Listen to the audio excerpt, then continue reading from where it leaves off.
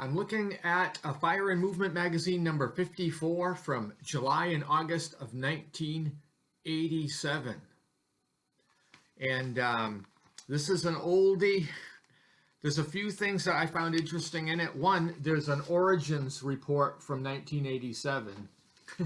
So you get a picture of Mark Herman there. And let's see. You've got Keith Poulter and Richard Berg.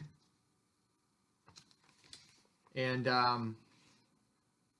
Frank Chadwick. These are all black and white pictures. They're not very good. So anyway, it probably was an interesting read, but I'm not gonna take the time to read that. But then there is this article on Europa. The story continues, and it's somewhat of an ad, but the profile is on Scorched Earth. So this is an article that a 3-page article, 4-page article, and then a gameography of the Europa series at the time. And so it looks like there's 11, part 11. So I've never played Europa, and I probably never will. But for those that are interested, there is a little bit of a discussion. I think Scorched Earth is one of the expensive modules. Then there is Battlefront Core Level Command in World War II. This is a Commodore 64 computer game, which is never really my thing. Then you have Carrier Battles from Rising Sun Simulations, another game that I don't have. But there was a discussion of this and, a designer response, as they often put in there back then. Then there is an article on the Avalon Hill game, Flight Leader. Another Avalon Hill game that I don't have, but this goes into quite a bit of detail about that game.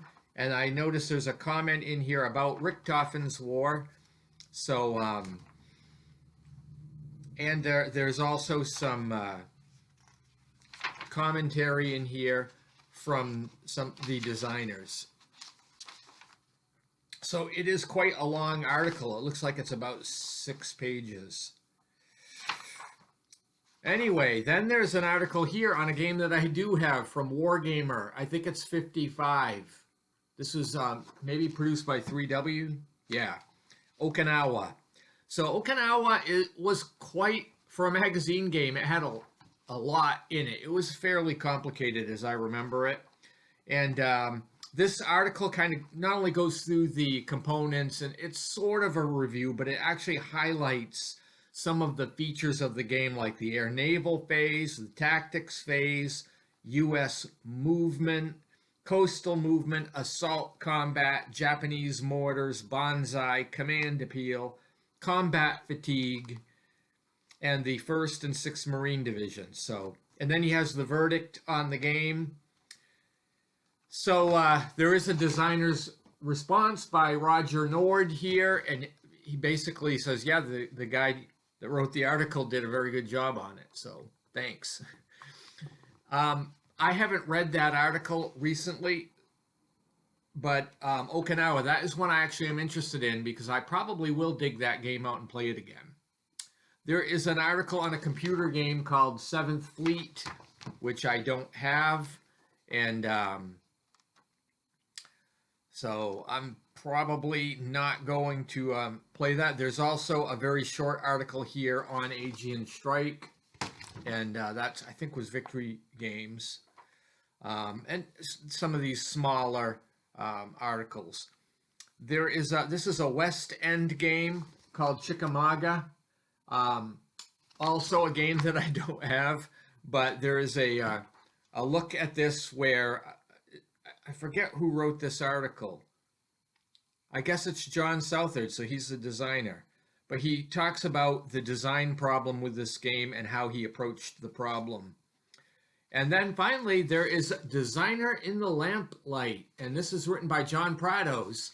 And this is a short article on Vance von Voorhis, and that he should be getting more attention than he had gotten at the time. But as we know, he is responsible for some excellent game series, including some of the North Africa games, like A Decision at Kasserine, O'Connor's Offensive, Bloody Karen, Hellfire Pass, just to name just a few of the ones that came out in times past. Plus, I believe he's the designer of the East Front series by GMT. So, very short article of enlightenment from John Prados on Vance von Voorhis. So that's pretty much what you get in this issue, number 54 of Fire and Movement. And if you've played any of these games or you have any comments, certainly leave them below. And I hope you all have a great day.